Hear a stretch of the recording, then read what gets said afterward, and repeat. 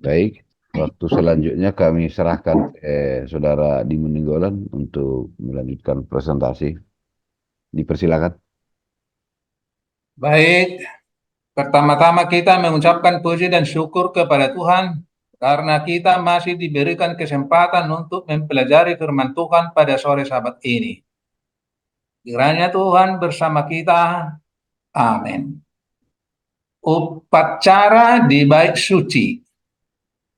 Upacara di bait suci ini adalah sebuah upacara yang harus diketahui oleh semua anggota gereja kita, gereja MAK.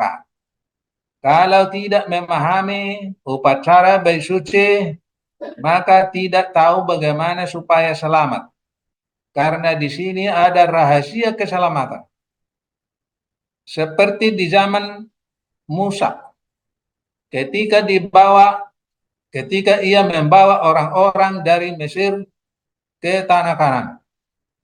Ada berapa orang yang keluar dari sana yang memahami acara bait suci, itulah yang sampai ke tanah Kanan.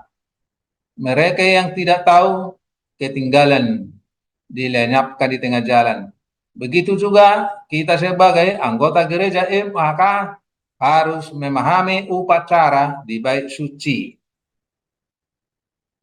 Upacara di bait suci dengan tugas besar untuk pengampunan dosa dan untuk penghapusan dosa.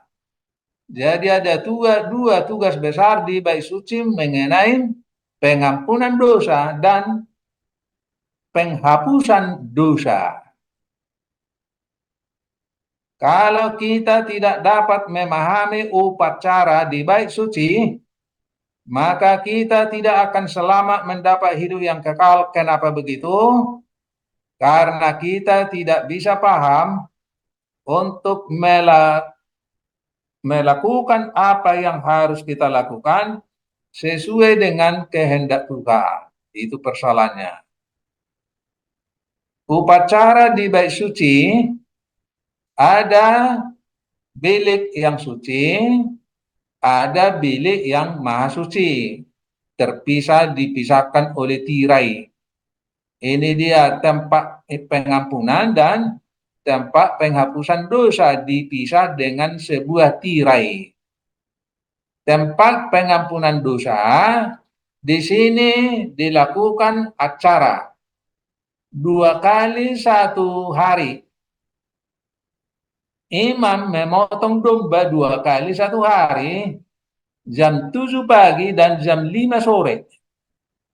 Kemudian pada saat yang sama, pada waktu imam menyembelih domba, semua Bani Israel harus berdiri di depan kemahnya masing-masing dan membayangkan apa yang dilakukan oleh imam di dalam Ka'bah, yaitu mengenai pemotongan domba sebagai pengampunan untuk dosa semua bangsa Israel. Apakah itu dosa yang diketahui atau dosa yang tidak diketahui, atau dosa yang disengaja atau dosa yang tidak disengaja, semua itu diampuni melalui upacara korban di dalam Ka'bah. Semua karena manusia ini sesuai dengan Yesaya 64 ayat 6. Semua orang berdosa, semua cacat, semua banyak kesalahan. Jadi semua itu harus diselesaikan melalui pengampunan dosa, melalui korban di tempat suci. Kemudian bilik suci ini bisa dikatakan sebagai kerajaan kasih karunia. Kerajaan kasih karunia ini adalah dimulai dari sejak Adam dan Hawa jatuh ke dalam dosa. Tetapi resminya kerajaan kasih karunia itu setelah Yesus mati di kayu salib dan bangkit. Itulah resminya kerajaan kasih karunia. Kemudian lanjut dengan kasih, lanjut dengan kerajaan kemuliaan. Kemudian upacara di tempat pengampunan dosa dilakukan selama 1 tahun. Pagi sore. Kemudian setelah selesai 1 tahun, dalam waktu yang ditentukan, maka tirai pun dibuka, maka menyatulah tempat suci dengan bilik yang maha suci. Dibuka aja ini ya. Oh, ini bisa. Nah, kemudian apa yang terjadi dalam upacara di tempat yang maha suci, di tempat penghapusan dosa adalah pada hari itu semua orang harus puasa dan tidak bisa melakukan dosa. Apabila ada seseorang yang melakukan dosa, maka ia akan langsung dibunuh pada hari itu. Itulah yang terjadi di tempat yang maha suci, hari penghapusan dosa. Nah, kemudian apa yang terjadi di sini adalah, nah, setelah Yesus mati di kayu salib, maka upacara ini selesai. Upacara bilik suci dan bilik yang maha suci di dunia seperti yang dilakukan oleh Musa berakhirlah. Jadi upacara ini berlangsung di surga. Kemudian setelah Yesus naik ke surga, berlakulah upacara di bilik suci. Sebagai simbol di bumi, upacara di bilik suci yaitu pengampunan dosa-dosa. Ketika Yesus naik ke surga, maka tidak ada lagi Ka'bah di bumi, maka langsung berlanjut kepada Ka'bah yang di surga. Nah, kemudian sebagai pengampunan dosa itu dilaksanakan di surga. Sesudah tiba waktunya, hari penghapusan dosa di bilik yang maha suci. Inilah yang terjadi di ujung 2300 petang dan pagi yang diajarkan oleh Willem Miller. Willem Miller mengatakan ujung 2300 petang dan pagi, maka Yesus akan datang ke 2 kali. Dia tidak bisa disalahkan karena dia tidak tahu salahnya. Nah, yang terjadi pada waktu itu bukan Yesus datang ke 2 kali ke bumi, tetapi Yesus pindah dari bilik suci ke bilik yang maha suci untuk melakukan penghapusan dosa. Inilah peristiwa inilah yang dimulai di surga untuk melakukan pengadilan kepada orang mati. Sejak tanggal 22 Oktober 1844. Itulah masa kekecewaan di masa Willem Miller. Mereka kira Yesus datang ke 2 kali tapi tidak datang-datang. Maka kecewalah mereka. Kemudian kepada Hiram Edson diberikan hayal bahwa pada hari yang ditentukan itu bukan Yesus datang ke bumi, tetapi pindah dari bilik suci ke bilik yang maha suci. Nah, pengadilan itu ada 2 bagian, pengadilan kepada orang mati dan pengadilan kepada orang hidup. Nah, yang dilakukan mulai sejak 1844 itu adalah pengadilan kepada orang mati, pengadilan kepada orang hidup belum. Jadi, kerajaan kemuliaan di masa pengadilan orang hiduplah nanti akan terjadi kerajaan kemuliaan. Karena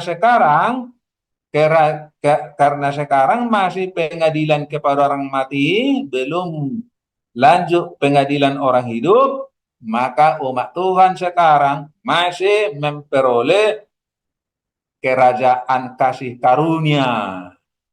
Nanti kita akan bedakan apa bedanya kerajaan kasih karunia dan kerajaan kemuliaan. Sampai di sini jelas ya? Kita lanjut. Upacara di bilik suci dan bilik yang maha suci disatukan.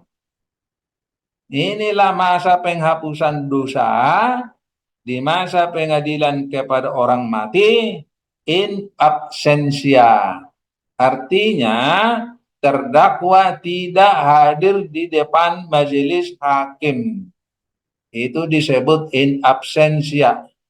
Inilah masa penghapusan dosa pengadilan kepada orang mati yang sudah dimulai sejak tanggal 22 Oktober 1844. Ini masih dalam kerajaan kasih karunia. Masa pengampunan dosa untuk orang hidup. Masih pengampunan dosa untuk orang hidup, tetapi penghapusan dosa bagi orang mati sampai sekarang belum selesai. Kemudian di bilik yang maha suci, apa yang terjadi? Pengadilan kepada orang hidup. Inilah yang akan terjadi nanti sesudah pengadilan kepada orang mati sudah selesai. Apabila pengadilan orang hidup sudah berjalan, maka pada masa itulah terjadi kerajaan kemuliaan. Matius 25 sampai 31 sampai 34. Kerajaan kemuliaan. Ini yang tidak masuk di akalnya gereja kita.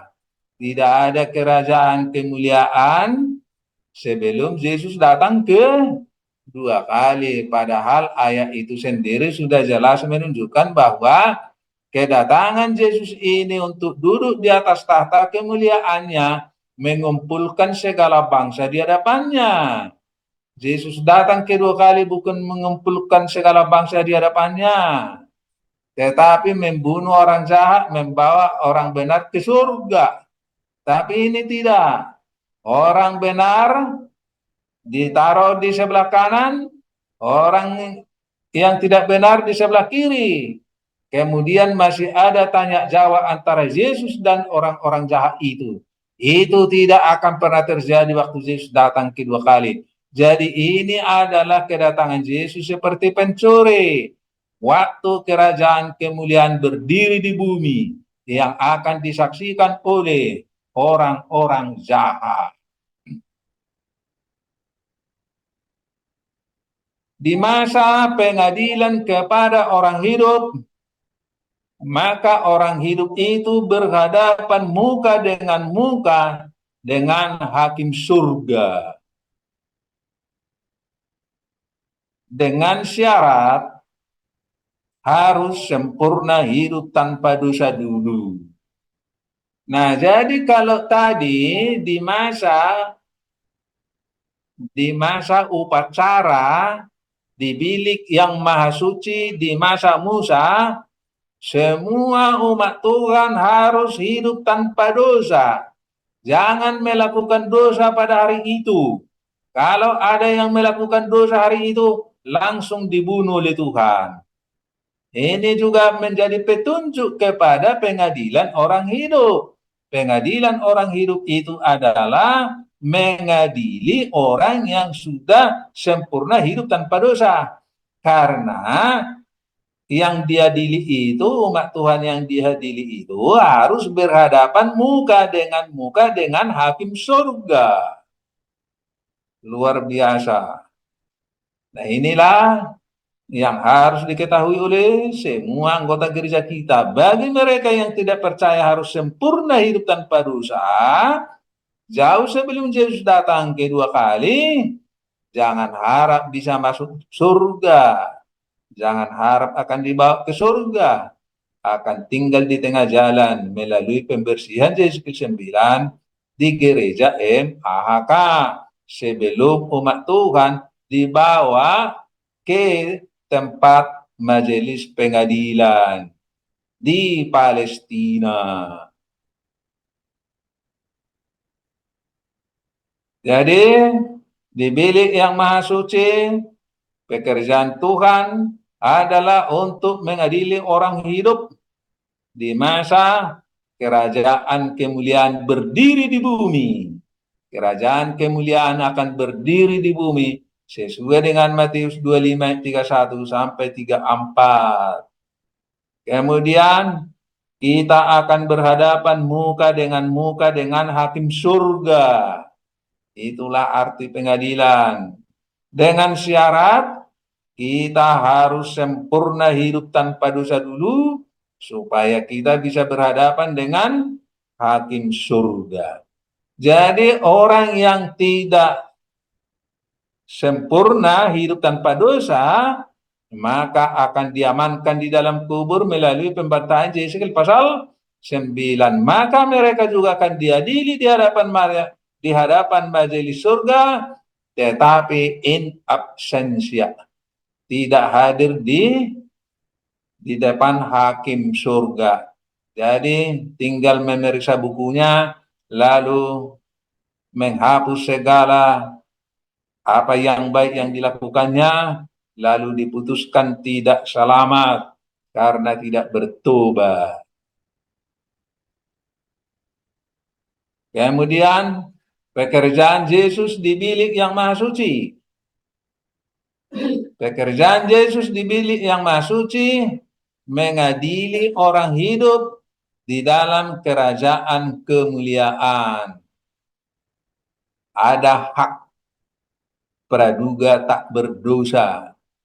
Jadi ketika umat Tuhan diadili di depan majelis pengadilan surga, kita diberi hak dulu praduga tak berdosa, dianggap tidak berdosa dengan cara 1 Yesaya 1 ayat 18 dikatakan, marilah kita berperkara, kalaupun dosamu merah kerniji, akan saya buat putih seperti salju.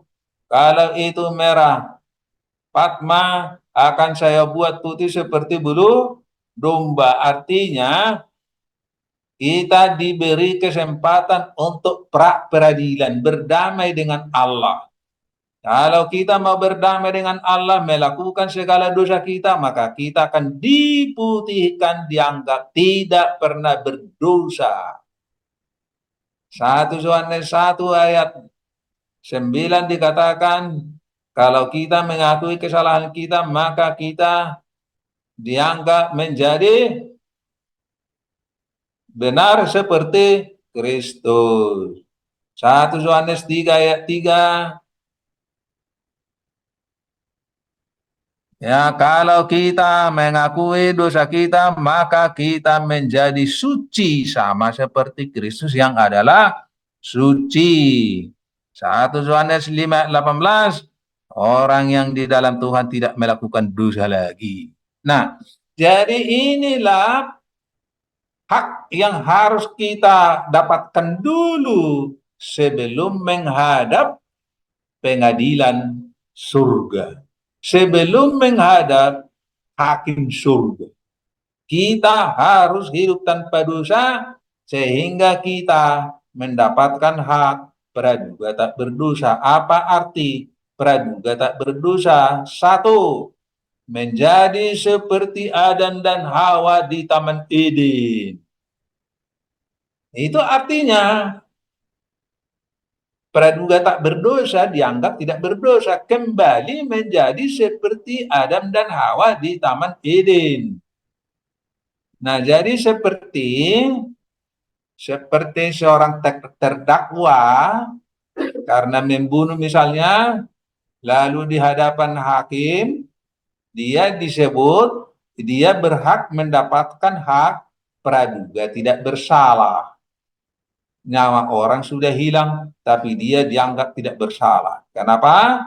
Karena hanya hakim yang bisa memutuskan dia salah atau tidak. Karena bisa juga dia tidak salah.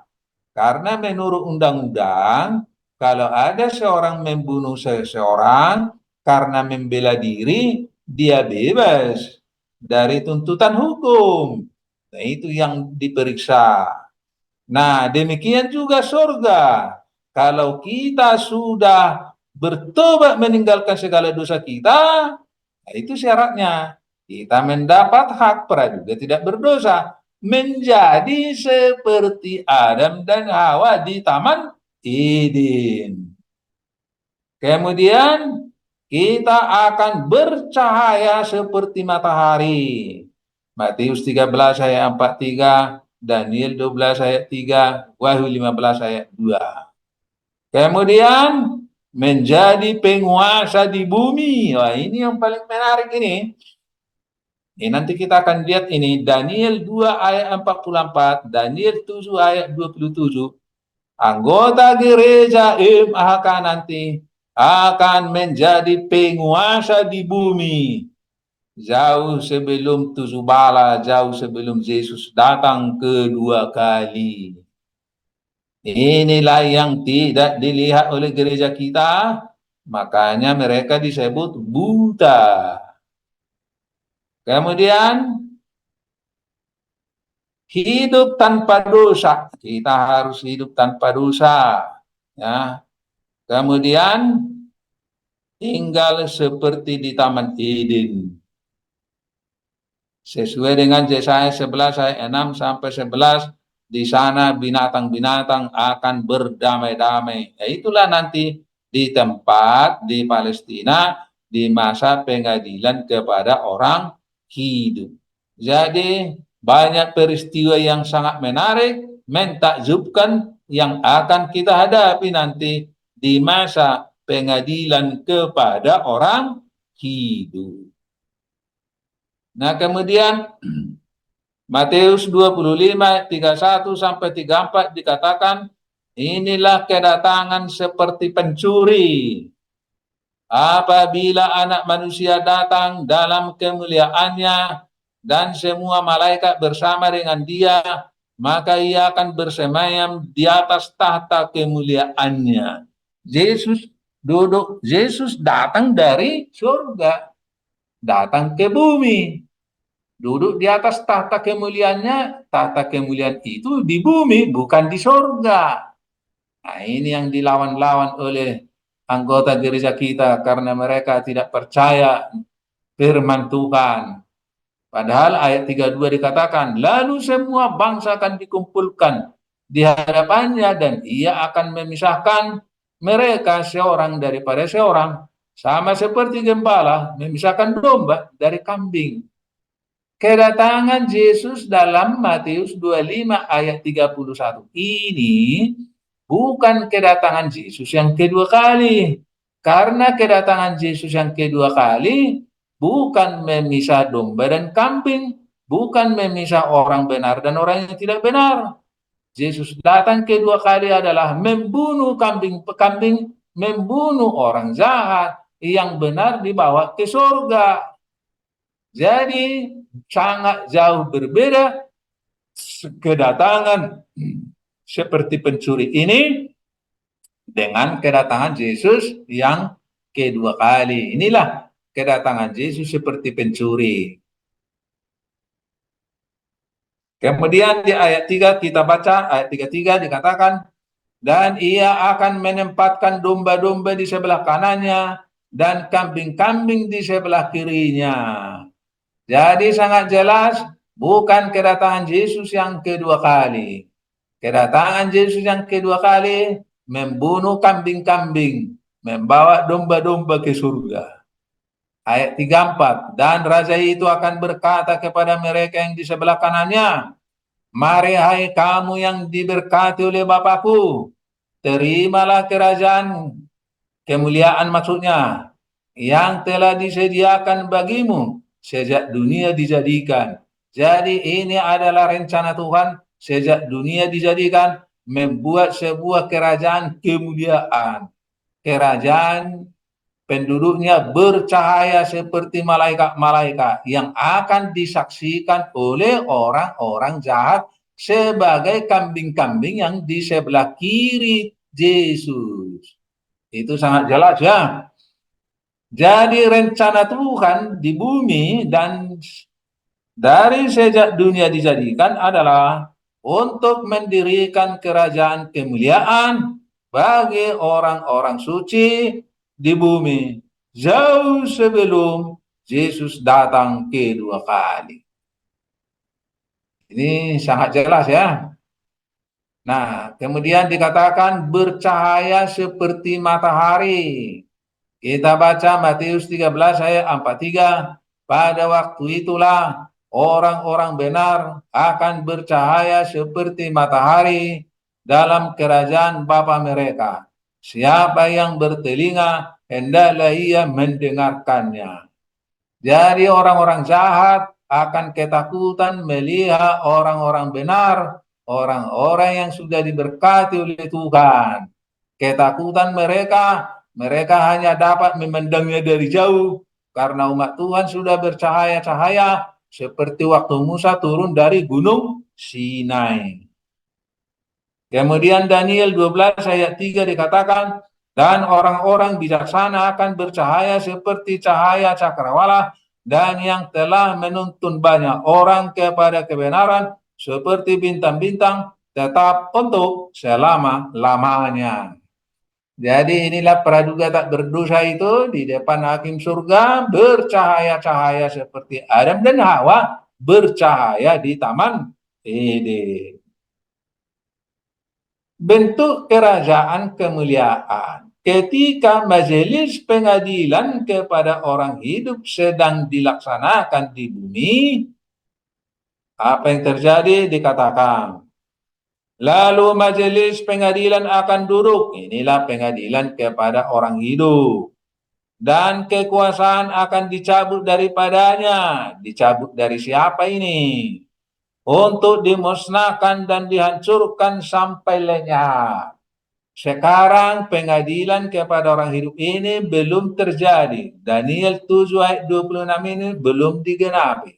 Karena kegenapan mengenai majelis pengadilan sekarang masih kepada orang mati. In absentia. Tapi nanti kalau sudah selesai pengadilan kepada orang mati, akan lanjut kepada pengadilan orang hidup. Apabila sudah terjadi pengadilan kepada orang hidup di bumi, inilah yang akan terjadi. Apa itu? Lalu majelis pengadilan akan duduk dan kekuasaan akan dicabut daripadanya untuk dimusnahkan dan dihancurkan sampai lenyap. Kuasa siapa itu yang dicabut dan dihancurkan sampai lenyap itu? Anggota gereja MAK akan menjadi penguasa di bumi di masa pengadilan kepada orang hidup. Dikatakan, maka pemerintahan, kekuasaan dan kebesaran dari kerajaan-kerajaan di bawah semesta langit akan diberikan kepada orang-orang kudus, umat yang maha tinggi. Pemerintahan mereka adalah pemerintahan yang kekal, dan segala kekuasaan akan mengabdi dan patuh kepada mereka. Ini hanya untuk gadis bijaksana di gereja MAK. Gadis bodoh tidak termasuk di sini. Karena dia tidak percaya firman Tuhan, maka gadis bodoh tidak akan termasuk di dalam apa yang dikatakan dalam Daniel 7 ayat 27 ini. Umat Tuhan akan memerintah, memiliki kekuasaan. Pemerintah dunia akan tunduk dan patuh kepada umat Tuhan. Inilah yang terjadi pada masa pengadilan kepada orang hidup di Palestina nanti. Kita ulangi baca Daniel 7 ayat 26. Lalu majelis pengadilan akan duduk, pengadilan orang hidup, dan kekuasaan akan dicabut daripadanya. Dicabut dari siapa? Untuk dimusnahkan dan dihancurkan sampai lenyap. Kuasa siapa yang dilenyapkan itu? Mari kita lihat. Setelah binatang bertanduk kecil berakhir, 1798. Binatang bertanduk kecil ini berkuasa menyiksa umat Tuhan adalah sejak 538 sampai 1798. Di tahun 1798, disinilah Paus ditangkap oleh Jenderal Titus, lalu dibawa ke tahanan, lalu mulai dari sejak inilah berakhir kuasa kepausan, lanjut dengan binatang macan tutul yang memerintah sejak 1798 sampai kapan kita belum tahu. Sampai sekarang belum selesai ini. Binatang macan tutul di sini kita sekarang. Nah, kemudian di sini ada binatang bertanduk dua Amerika. Binatang bertanduk dua Amerika lah sebagai pembantu besar bagi binatang macan tutul. Nah, jadi sekarang kuasa yang dicabut ini ayat 26 ini, lalu majelis pengadilan akan duduk dan kekuasaan akan dicabut daripadanya. Dicabut dari siapa?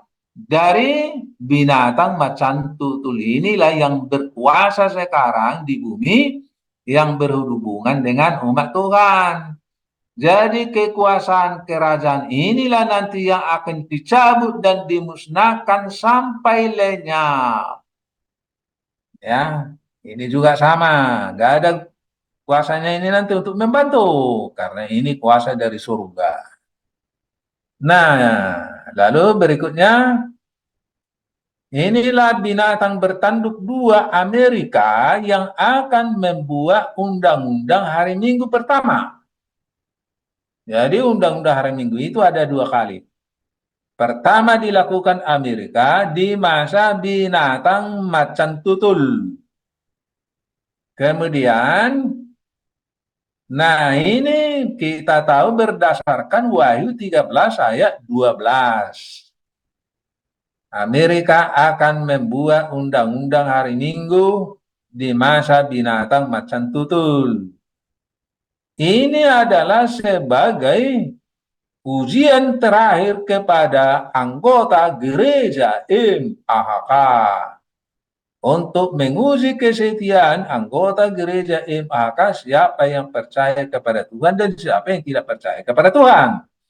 Ini diuji melalui undang-undang hari Minggu. Kemudian di masa Perang Dunia Ketiga nanti, ini sudah dekat ini, Perang Dunia Ketiga sudah mulai dekat.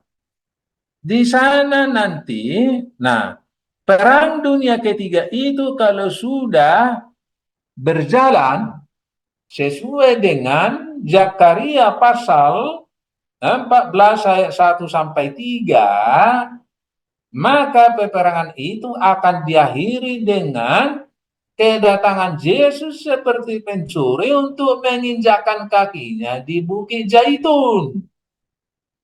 Setelah kaki Yesus menginjak Bukit Zaitun, maka terjadilah lubang-lubang raksasa di Yerusalem, runtuhlah itu semua, rumah-rumah besar, tank-tank besar, alat-alat perang masuk ke dalam lubang raksasa. Kemudian ditutuplah dengan tanah segar dari Bukit Zaitun, maka Yerusalem menjadi rata dengan tanah segar. Lalu umat Tuhan yang menang di masa pemaksaan undang-undang hari Minggu, di masa binatang macan tutul ini, mereka dibawa. Nah, sesudah berdiri kerajaan kemuliaan, sesuai dengan Wahyu 15 ayat 2, Yesaya 52 ayat 1, Yehezkiel 36 ayat 26 sampai 28, ini menunjukkan kerajaan kemuliaan yang akan berdiri di Palestina. Kalau ini tempat sudah disediakan, maka umat Tuhan yang menang menghadapi undang-undang hari Minggu dibawa ke kerajaan kemuliaan di Palestina sebagai buah-buah pertama dari gereja MAHK. Inilah 144.000 dan yang bersama 144.000 yang akan selamat dari gereja MAHK. Jelas ini ya. Jadi inilah arti pekabaran malaikat ketiga. Barang siapa yang menerima tanda binatang dan patungnya akan mendapat murka Allah. Kemudian di dalam Wahyu 15 ayat 2 dikatakan, maka mereka yang menang melawan binatang dan patungnya akan berdiri di pantai laut, di laut kaca bercampur api. Ini dia kerajaan kemuliaan itu. Laut bercampur api, kerajaan kemuliaan dibawa ke sana. Yang menang menghadapi binatang dan patungnya. Yang menghadapi binatang inilah yang pertama dibawa ke kerajaan kemuliaan di Palestina. Kemudian setelah 144.000 ada di sana bersama orang-orang yang selamat dari gereja MAHK, maka muncullah undang-undang hari Minggu bagian kedua di masa binatang merah ungu. Inilah Wahyu pasal 17.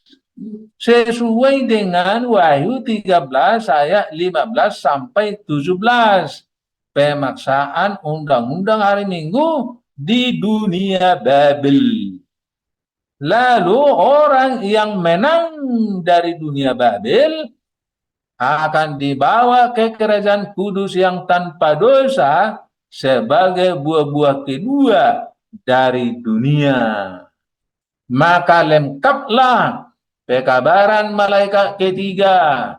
Siapa yang menang mengalahkan binatang itu, itulah 144.000 yang selamat bersama mereka dari gereja MAHK. Siapa yang menang menghadapi patung binatang itu, itulah yang akan menang dari dunia Babel menghadapi undang-undang hari Minggu bagian kedua. Maka sangat jelas ya, sangat jelas bagaimana caranya berdirinya kerajaan kudus yang tanpa dosa di Palestina. Tetapi, ada tetapinya ini. Ada tetapinya. Ternyata, GCSDA, General Conference SDA, menciptakan rudal perang iman untuk meruntuhkan pengertian ayat-ayat Alkitab, untuk memenangkan 5 gadis buruh di gereja MAHK. Ini sayangnya ini ada rudal ini. Ada rudal dari General Conference untuk menghanguskan pengertian ayat-ayat Alkitab, untuk memenangkan 5 gadis buruh di gereja MAHK. Sama seperti iblis menggunakan rudal di surga untuk mempengaruhi malaikat-malaikat surga yang mengatakan bahwa Allah itu tidak adil itu, tidak, Allah itu kejam itu, tidak adil itu. Bersembahlah kepadaku, maka kamu akan lebih aman, lebih bagus daripada yang dilakukan oleh Allah yang di sana itu, katanya. Hampir 2/3 mulanya lemas, tetapi akhirnya tinggal 1/3 yang dia bisa dapatkan dari malaikat-malaikat surga pakai rudal sendiri dari pikiran Lucifer. Begitu juga sampai ke bumi, ada rudal yang hebat yang dibawakan ke gereja MHK melalui General Conference. Sampai sekarang ini mungkin ada 20 juta anggota gereja kita, hanya mungkin belum ada 1% yang memahami kebenaran ini. Masih kena rudalnya si Lucifer menghancurkan ayat-ayat kitab suci yang kita baca tadi. Bagaimana bentuknya rudalnya itu? Mari kita lihat. Maka semua ayat-ayat kitab suci, bukan hanya ratusan ayat, tetapi bahkan ribuan ayat yang dibuang dari kitab suci mengenai berdirinya kemuliaan kerajaan kemuliaan di bumi, di Palestina, dihancurkan berkeping-keping.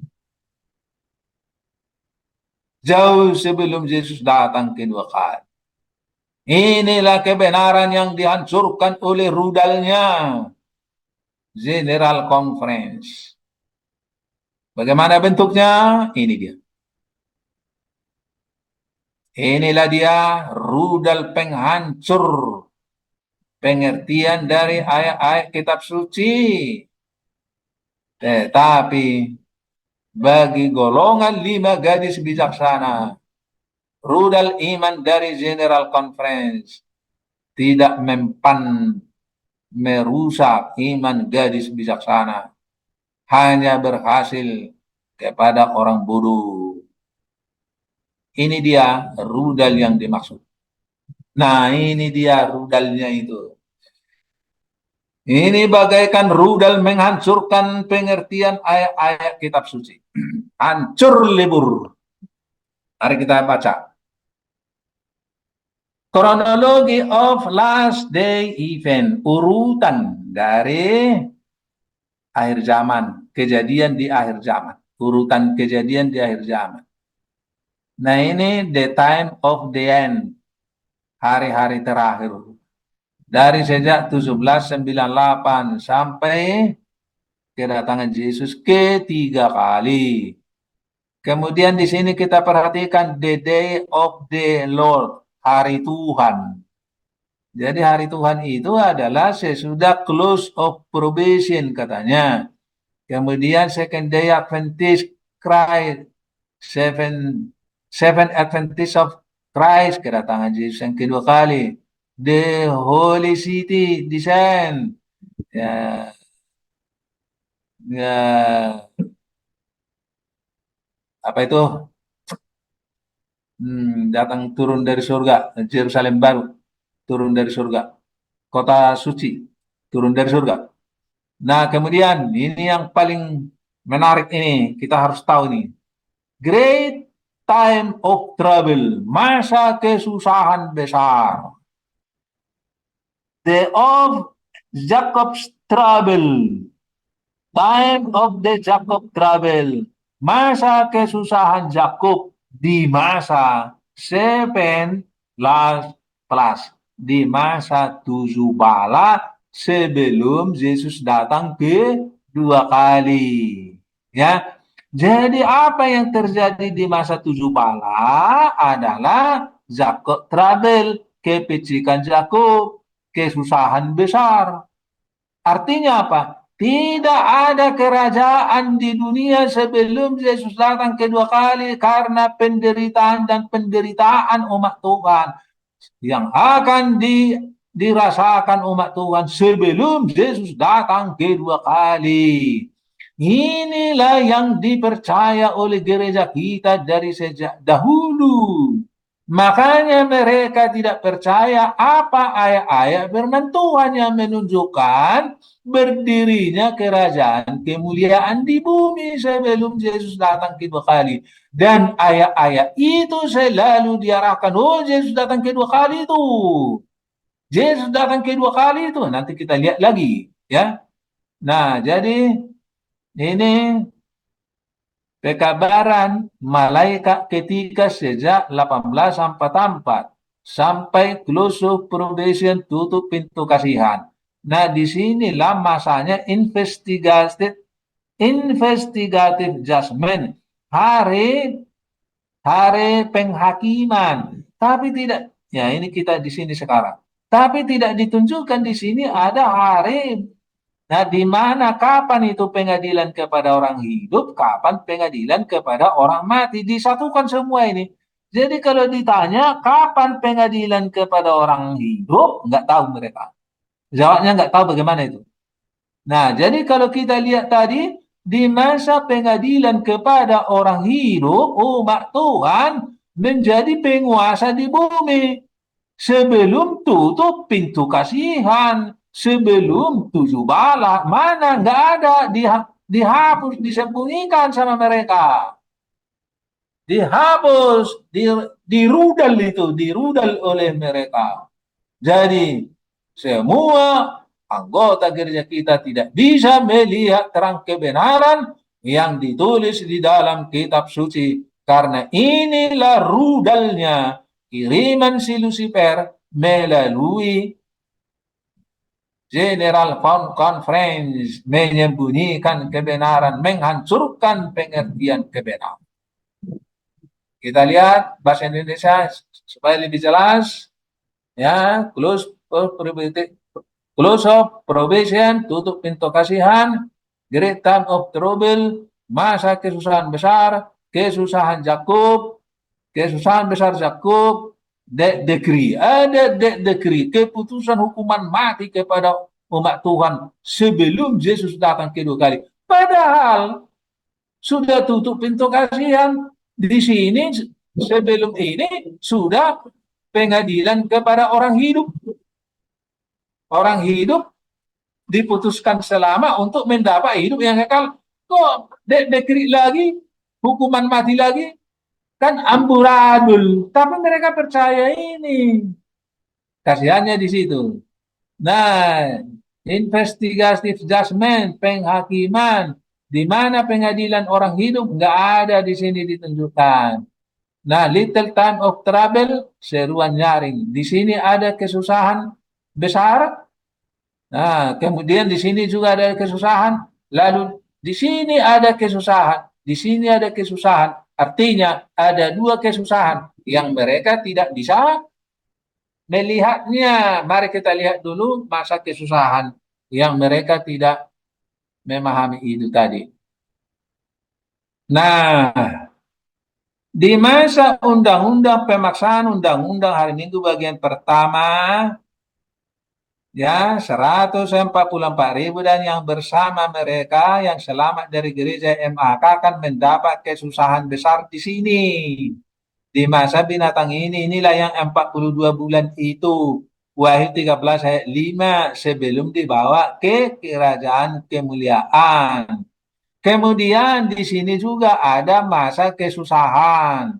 Ya, tidak boleh menjual dan tidak boleh membeli. Di sini juga ada dua masa kesusahan. Ini yang mereka tidak bisa menempatkan. Yang pertama ini di mana? Yang kedua ini di mana? Padahal yang pertama ini adalah undang-undang hari Minggu di masa binatang dan undang-undang hari Minggu, pemaksaan undang-undang hari Minggu di masa patung binatang. Itu jauh sebelum Yesus datang kedua kali, jauh sebelum tujuh bala.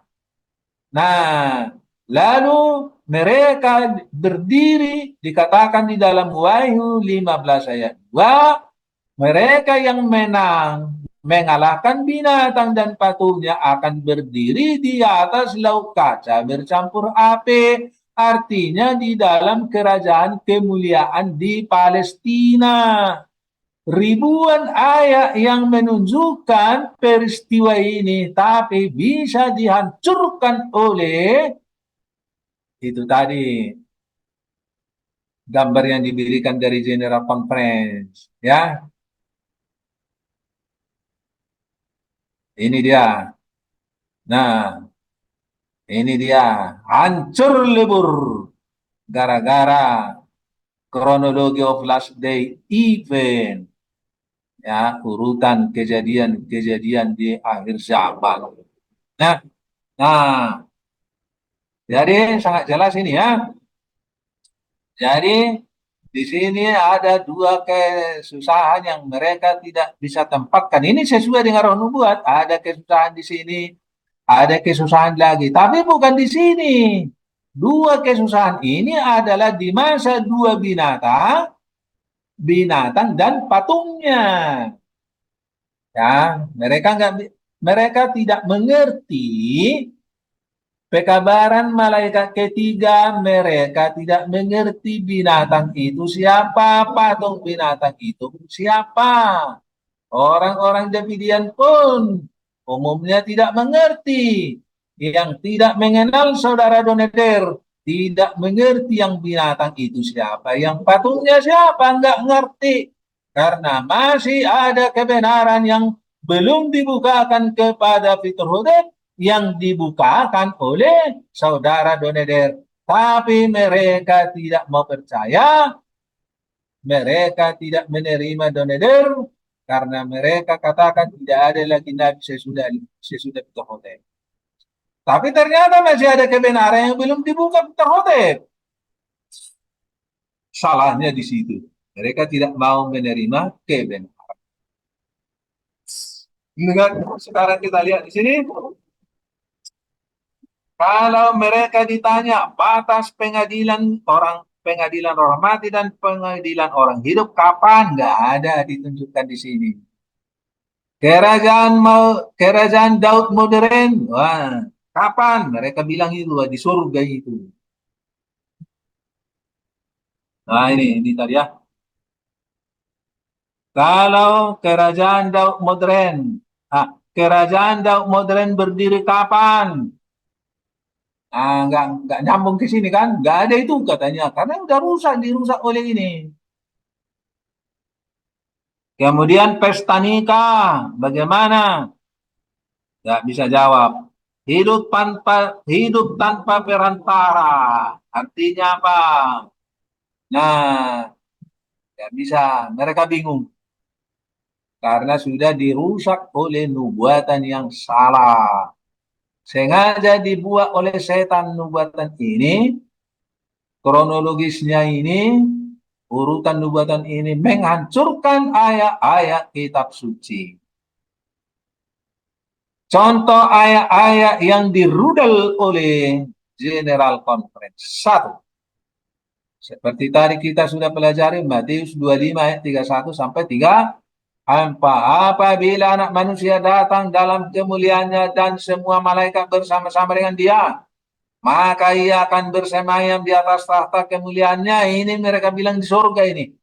Bagaimana itu di surga? Lalu semua bangsa akan dikumpulkan di hadapannya, dan ia akan memisahkan mereka seorang daripada seorang, sama seperti gembala memisahkan domba dari kambing. Yesus datang kedua kali adalah untuk membunuh domba-domba orang-orang jahat, membawa ke surga orang-orang benar, bukan membuat yang satu di kiri yang satu di kanan, bukan. Jadi tidak nyambung karena dirudal oleh alat yang tadi. Ayat 33, dan ia akan menempatkan domba-domba di sebelah kanannya dan kambing-kambing di sebelah kirinya, dan raja itu akan berkata kepada yang di sebelah kanannya, marilah hai kamu yang diberkati oleh Bapakku, terimalah kerajaan yang telah disediakan bagimu sejak dunia dijadikan. Ini kerajaan kemuliaan yang akan disaksikan oleh kambing-kambing yang di sebelah kirinya. Jadi bukan Yesus datang kedua kali. Yesus datang kedua kali tidak ada orang jahat yang menyaksikannya di surga. Jadi sangat jelas. Ini sangat jelas bertentangan. Inilah yang dihancurkan oleh rudalnya tadi itu. Mereka sangat senang dengan rudalnya itu. Karena melalui inilah anggota-anggota gereja kita menyatakan, oh salah ini di surga ini. Langsung saja mengatakan yang salah. Yang kedua, lalu majelis pengadilan akan duduk dan kekuasaan akan dicabut daripadanya untuk dimusnahkan dan dihancurkan sampai lenyap. Maka pemerintahan, kekuasaan, dan kebesaran dari kerajaan di bawah semesta langit akan diberikan kepada orang-orang kudus, umat yang maha tinggi. Pemerintahan mereka adalah pemerintahan yang kekal, dan segala kekuasaan akan mengabdi dan patuh kepada mereka. Artinya, umat Tuhan tidak akan terus dijajah oleh dunia sampai Yesus datang kedua kali. Jauh sebelum Yesus datang kedua kali, umat Tuhan akan berkuasa di bumi. Tuhan menunjukkan kemuliaannya, Tuhan menunjukkan kuasanya kepada umatnya untuk menjadi pemerintah di semua permukaan bumi. Semua pemerintahan, kekuasaan akan patuh dan taat kepada umat Tuhan. Itulah yang terjadi di masa pekabaran malaikat kedua, bagian kedua, untuk memanggil segala bangsa, umat Tuhan dari segala bangsa. Tidak ada yang bisa menahan mereka, karena semua bangsa-bangsa ketakutan melihat juru kabar yang terbang di tengah langit membawa pekabaran ke segala bangsa, dan banyak yang bertobat tidak terhitung jumlahnya seperti pasir di laut. Wahyu pasal 7 ayat 9. Luar biasa bukan? Yang ketiga, maka dengan sekaligus diremukkannya lah juga besi, tanah liat, tembaga. Ini Daniel 2 ayat 35. Maka dengan sekaligus diremukkannya lah juga besi, tanah liat, tembaga, perak, dan emas itu. Dan semuanya menjadi seperti sekam di tempat pengirikan pada musim panas. Lalu angin mengembuskan sehingga tidak ada bekas-bekasnya yang ditemukan. Tetapi batu yang menimpa patung itu menjadi gunung besar yang memenuhi seluruh bumi. Daniel 2 ayat 35. Oh, itu Yesus datang kedua kali katanya. Yesus datang kedua kali katanya, padahal batu itu memenuhi seluruh bumi. Yesus datang kedua kali mengosongkan bumi. Wah, kejamnya, rudalnya General Conversi ya, menghabisi pengertian Alkitab yang sebenarnya, yang dimenangkan oleh gadis-gadis bodoh. Ayat Daniel 2 ayat 44 kita baca. Tetapi pada zaman raja-raja Allah semesta langit akan mendirikan suatu kerajaan yang tidak akan binasa sampai selama-lamanya. Dan kekuasaan tidak akan beralih lagi kepada bangsa lain. Kerajaan itu akan meremukkan segala kerajaan dan menghabisinya. Tetapi kerajaan itu sendiri akan tetap untuk selama-lamanya. Daniel 2 ayat 44. Oh, di surga itu katanya lagi. Padahal sangat jelas dikatakan, tetapi pada zaman raja-raja itu artinya kerajaan masih berdiri di bumi. Dan di situ dan didirikan kerajaan umat Tuhan yang tidak akan binasa sampai selama-lamanya. Kekuasaannya tidak beralih lagi kepada bangsa lain seperti yang dulu-dulu. Kerajaan itu akan meremukan segala kerajaan, menghabisinya. Tapi kerajaan itu sendiri akan tetap untuk selama-lamanya. Jadi inilah rahasia nubuatan yang hanya bisa dilihat oleh gadis-gadis bijaksana. Gadis bodoh sudah dihancurkan pengertiannya oleh General Conference melalui rudal tadi.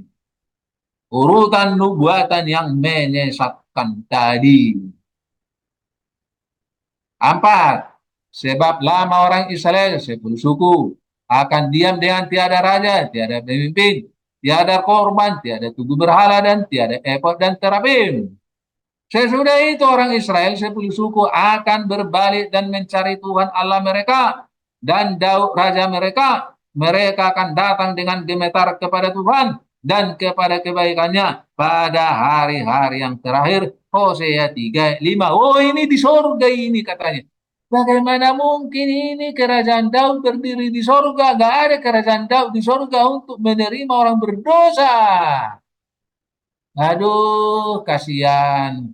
Kerajaan Daud yang dimaksud ini sesudah terjadi di surga, sesudah pengadilan terjadi di surga, semua umat Tuhan diputuskan, siapa yang akan selamat diputuskan, maka kerajaan itu akan diserahkan kepada Yesus. Maka Daud akan menyerahkan kerajaannya kepada Yesus, maka Yesuslah yang akan menjadi raja langsung memimpin umatnya di masa 7 bala, di masa 1000 tahun, sampai di dunia baru. Jadi Yesus tidak pernah menjadi raja di surga, karena raja sudah digantikan oleh Yesus. Daud kembali menjadi rakyat biasa di sana. Ya, jadi itu sangat jelas. Tidak ada kerajaan Daud di surga. Gak ada orang bertobat di surga. Gak ada.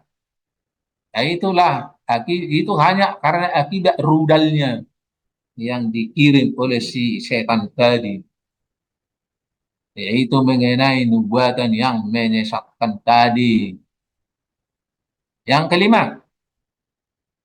Terjagalah, terjagalah. Kenakanlah kuatmu seperti pakaian, hai Sion. Kenakanlah pakaian kehormatanmu, hai Yerusalem, kota yang kudus. Sebab tidak seorang pun yang tak bersunat atau yang najis akan masuk ke dalammu. Yesaya 52 ayat 1. Dengarlah suara orang yang mengawal engkau. Engkau bersama-sama bersorak-sorak. Sebab mata dengan mata kepala sendiri mereka melihat bagaimana Tuhan kembali ke Sion. Yesaya 52 ayat 8. Baca semua ayat 1 sampai 8 dan seterusnya, itu sangat menarik itu.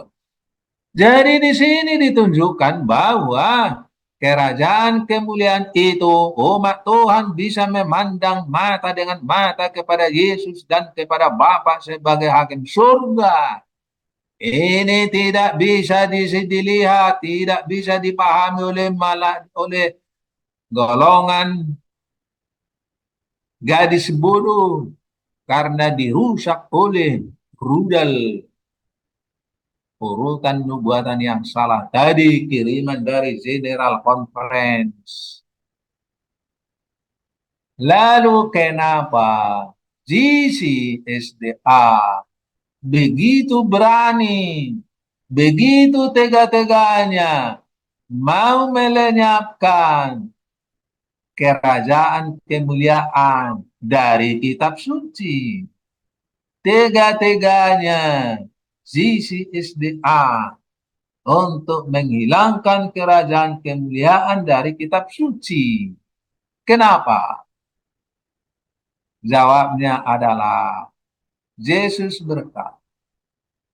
Pada waktu itu berkatalah Yesus, aku bersyukur kepadamu Bapa, Tuhan langit dan bumi, karena semua itu engkau sembunyikan bagi orang bijak dan pandai. Ya, S1, S2, S3 teologi maksudnya. Tetapi engkau nyatakan kepada orang kecil, anggota biasa di gereja.